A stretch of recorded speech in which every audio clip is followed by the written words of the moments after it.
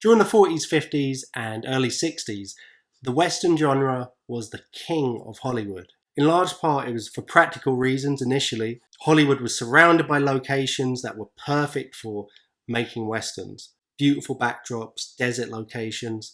But very quickly, the audiences developed a massive appetite for all kinds of Westerns. You had an entire generation of fans who would eventually go on to become filmmakers who grew up loving Westerns.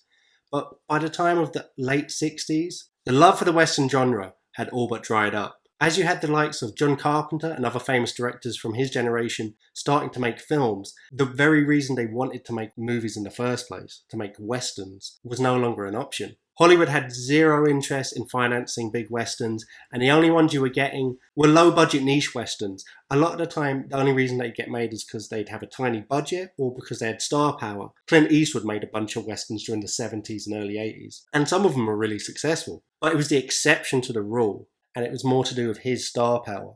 So around about 1984, when Silverado was going into production, there was a lot of fanfare about it. It'd been nearly 2 decades since you'd had a Western with this size budget, this kind of star-studded cast, this ambitious of a production into a Western. So the public were really excited. The media was really excited. There was a lot of talk that this was going to be the revival of the Western genre. It was going to be the big shot in the arm that the Western genre needed. And that's why so many actors were lining up to star in this movie. And the cast is incredible. Even down to the bit parts are usually played by great actors or people with star appeal. John Cleese shows up as a sheriff for about 10 minutes in one of the weirdest sequences. It really threw me through a loop. John Cleese walking in with a big bushy beard that really suited him. He looked cool as fuck. Because they did maintain he was English, and they kind of played up the fact that it was odd that an Englishman was the sheriff of a Western town. Jeff Goldblum shows up as a pimp with 10 minutes of screen time and steals the show in a lot of ways. This film is just filled to the brim with acting talent, some that were known quantities at the time, others like Kevin Costner, who would go on to become stardom, but this was actually his big break. But yeah, just banked full of talent in the cast and the crew. We got this through a recommendation from our channel. I'd never heard of this film. I didn't want to look at the plot or anything like that, but when I saw the cast, I was really excited for this one. And a bit about John Cleese, because on IMDb, where I looked it up, he's not one of the main couple of squares, so you had to like press more to get to him, and I hadn't done that. So when he came into the salon, I recognised his voice from like Basil 40 and like 40 Towers. Because he had the little hat on and the full bushy beard. Like, for ages I was going, that's John Cleese, isn't it? That's John Cleese. And I had to look it up. And did you not quite recognise him? Or were you just in disbelief that John Cleese was the sheriff in a Western? It was both, to be honest. I didn't quite... I kind of knew it was him, Declan, simply because most of everything, not even his appearance, he's got quite a distinctive voice, hasn't he? So I was like, I'm sure that's John Cleese. But I was in disbelief. I was like, but no fucking way he'd be doing like a 10-minute whatever sheriff role, surely. The sheer ambition of this movie was huge.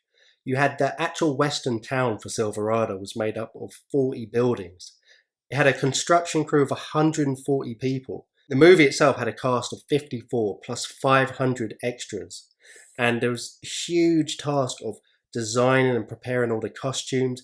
And one of the things I like about this movie is you can tell there was a lot of love and passion behind it from the directors and the producers and the writers and everyone involved in the production, because there was an immense level of detail that went into the research, making sure all the details were authentic to the eras, that all the guns or weapons or things that were used, any of the technology that was in the movie, were all in line with the era it was set. All the costume design was authentic to the era. The sheer amount of animals, 100 horses, 500 cattle, especially when you have later on in the movie a huge stampede sequence, which obviously would have been a nightmare to coordinate. 500 cows to run through a town while we have actors or stuntmen on horses riding about in between them.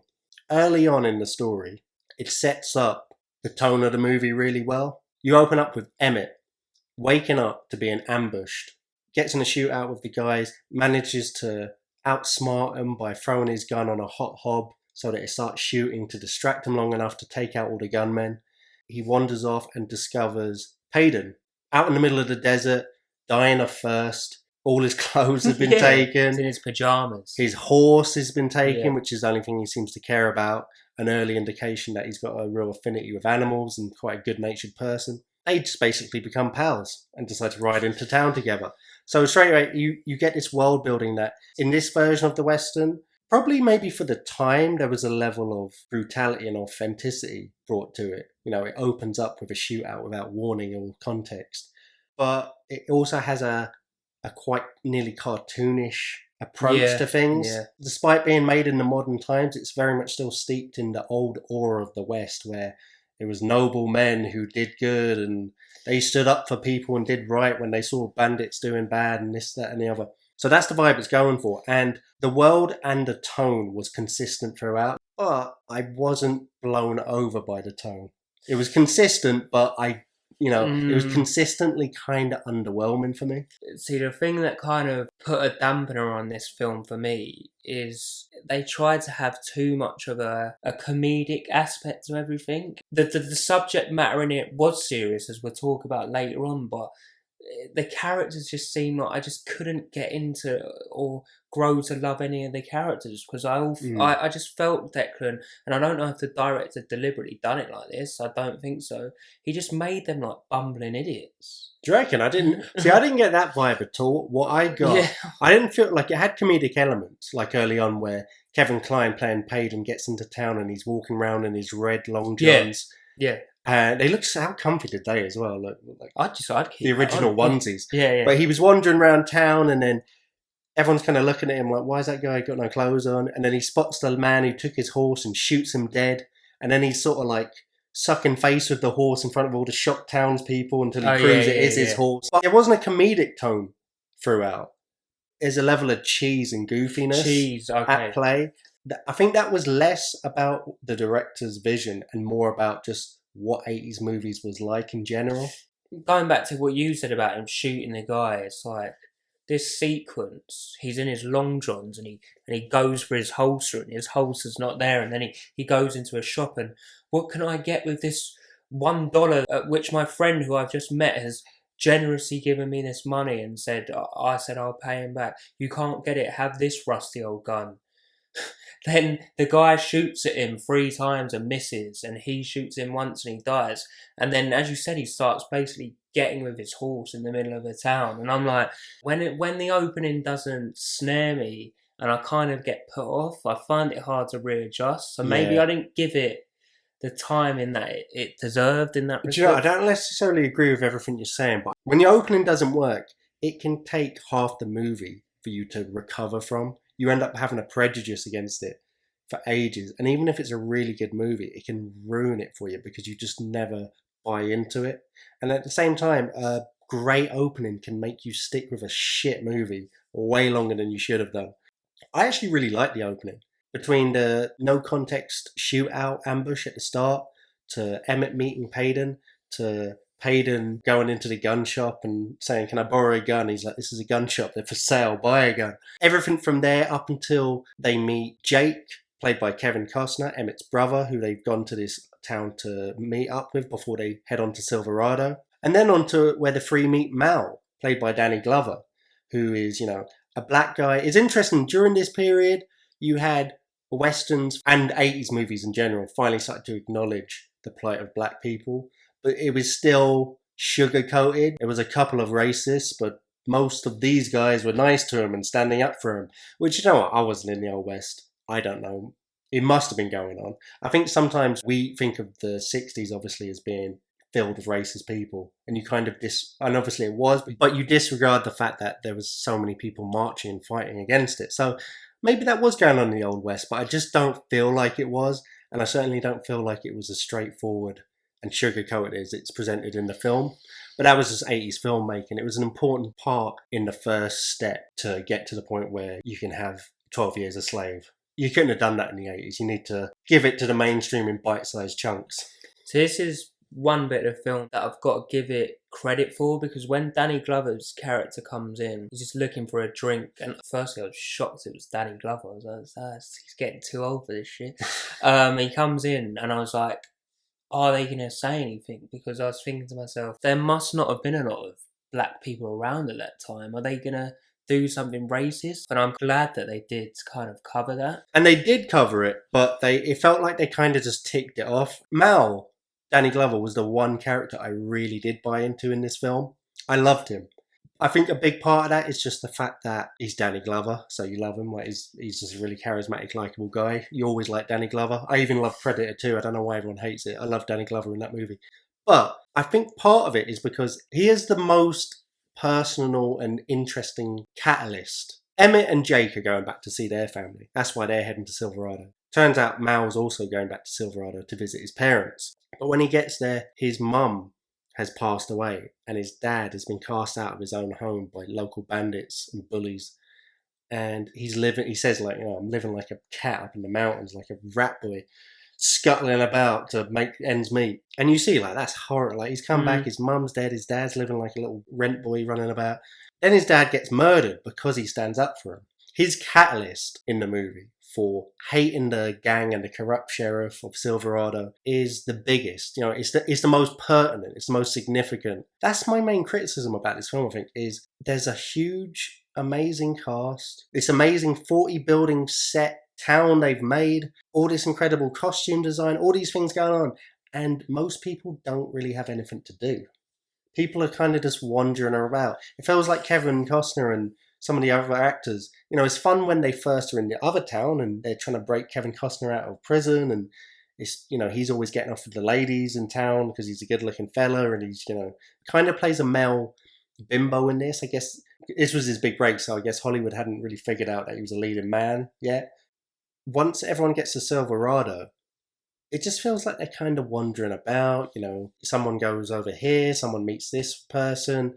Payton keeps running into Cobb, his old bandit fella that he used to run around with, but he's now a corrupt sheriff of Silverado. It hints at their backstory, but it doesn't really get into anything. They're just kind of waiting around. Mal has some interesting stuff to do. He's had that terrible thing go on, and he goes to find his sister, who's now a hooker in a whorehouse that's run by the pimp Jeff Goldblum, and he's doing this all as a black man with all those prejudices that are going on.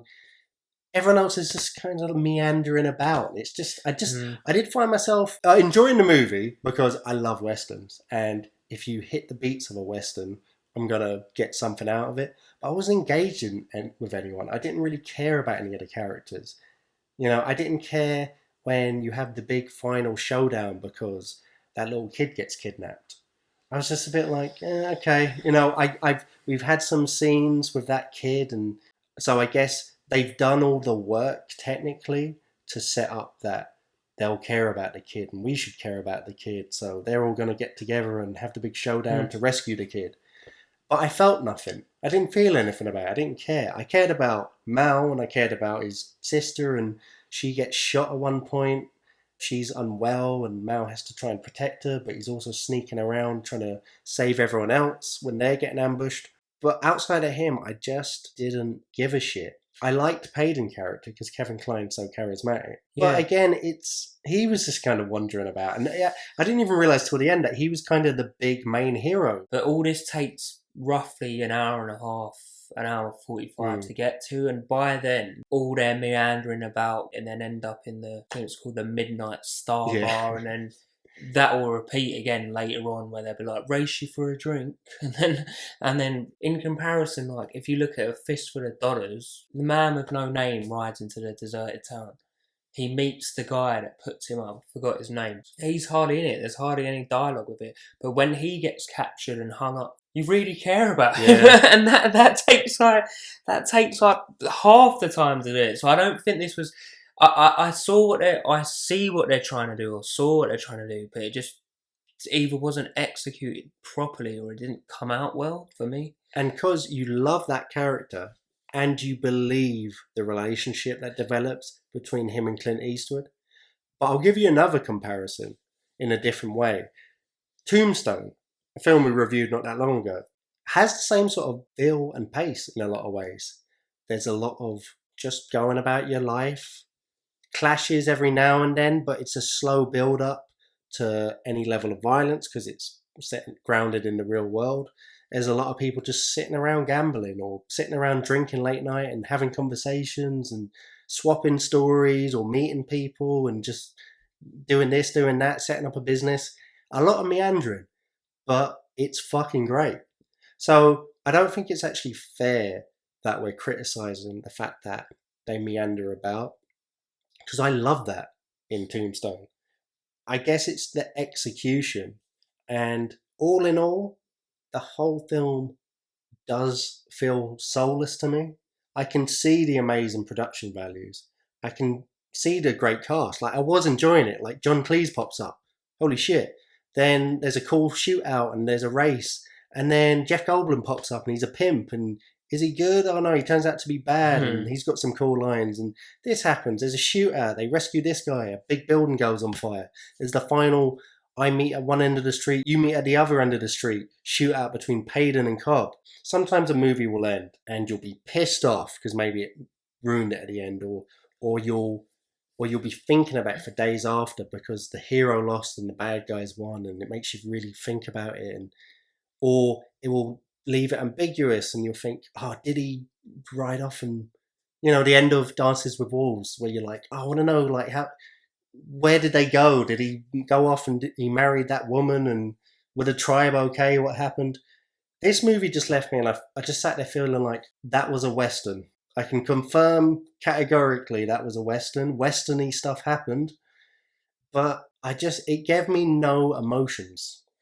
And I feel like there was a lot of filler in this. They kind of manufactured love interest in this. It's like, I didn't really see the point of Emmett's love interest with that woman, and then like at the end they're like, oh, we're gonna go to California, and she's like, you know where I'll be. Again, I just thought, what is the point? Like, I don't really understand any of this. I hated her character in this film, and I like that actress, and I do know that apparently most of her scenes ended up on the cutting floor, so maybe there was more to her character. Maybe you would have believed more in their little budding romance if you'd seen more of those sequences.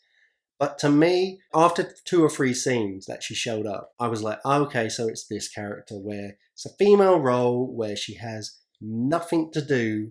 There's nothing to her character or life outside of being the love interest. And that's everything she transmits with every word she says and every look she gives and everything she drops about her backstory so we can learn about her. I was just like, I hate those sort of characters where there's just nothing. There's nothing about her. There's nothing. You learn nothing about her. She does not feel like a real person on any level. And it's just there just to have a romance that goes nowhere. And again, they have their little goodbye scene, like you said, and you just, my heart is cold to it. It's just, even by the end, Mal didn't really do anything for me. I didn't really care about any of them, even though he was my favourite character. This was a requested movie, and I was trying to put myself into the mindset of someone that would love this film, because there's films from my childhood or from certain times in my life that I know aren't good, but I love them, and I would never be shocked if someone else didn't like them. And I think to get an idea of why this film is so beloved with a lot of people, I suppose, like we said at the beginning, you have to transmit yourself back to when this film came out, when it was getting all that fanfare and excitement about this is going to be the big revival of the Western genre. Even though for us it feels a bit paint by numbers, seen it all before, if you were there back then when there'd only been really niche, low budget Westerns for so many years, and finally, for the first time in years, there was a big budget Western that you could go see in the cinema, that was getting all the news, it was the biggest film getting released that week or that month. All the things you'd missed, all the things you'd loved growing up as a kid were back on the silver screen. Shootouts, cattle stampedes, the one-on-one shootout, the 2 bandits, riding their horses and shooting at each other, robberies, people getting broken out of jail. It hit all those notes that feel familiar to us now, but we grew up in an age where I can just Google some obscure 1930s silent film that comes up in 2 seconds. Back then, if you didn't see it in the cinema when this came out, it was just gone. And then maybe it would come up on TV on one of the 5 channels that was on around then. But if you didn't get it, it was just you didn't see it.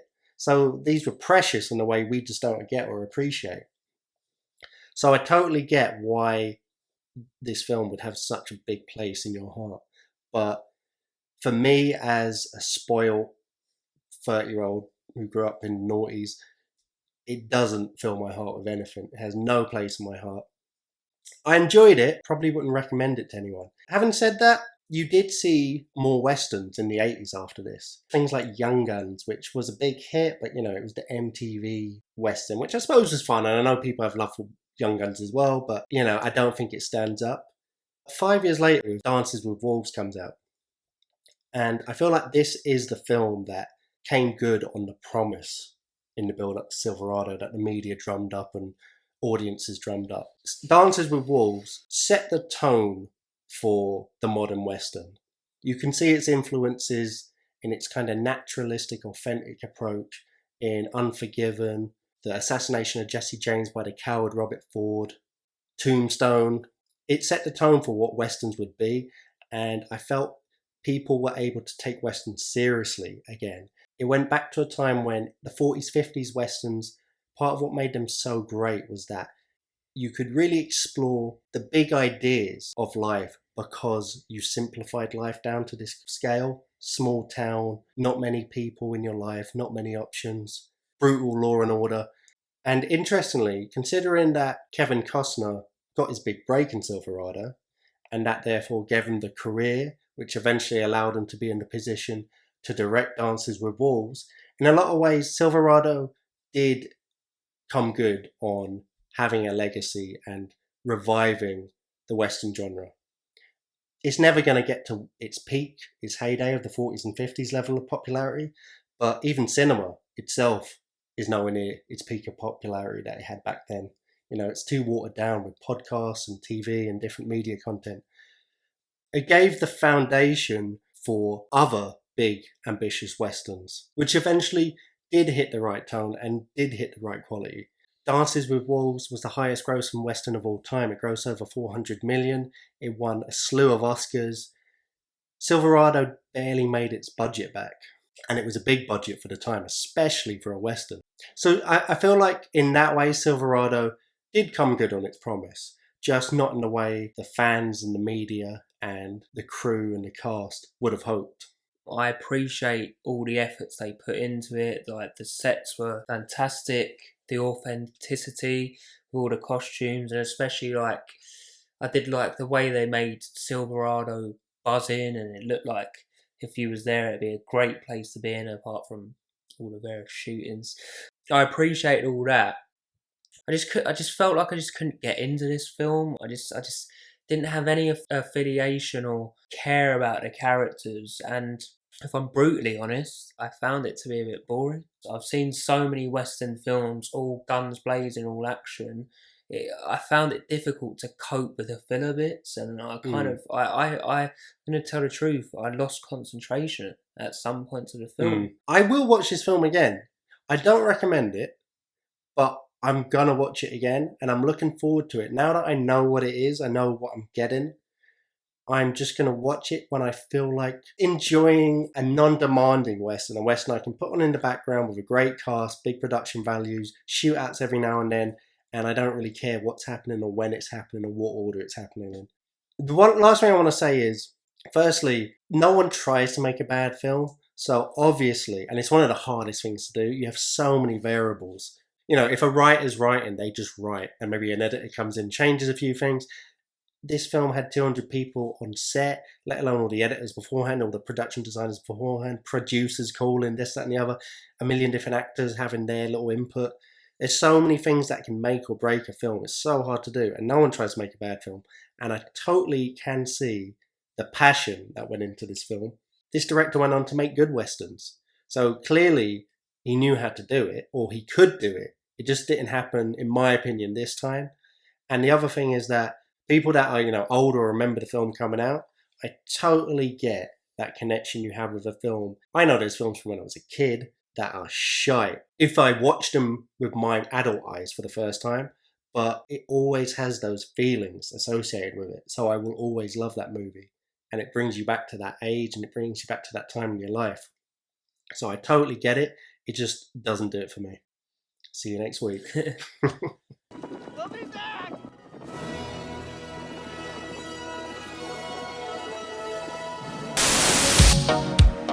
This is the Filmy McFilm Film Show.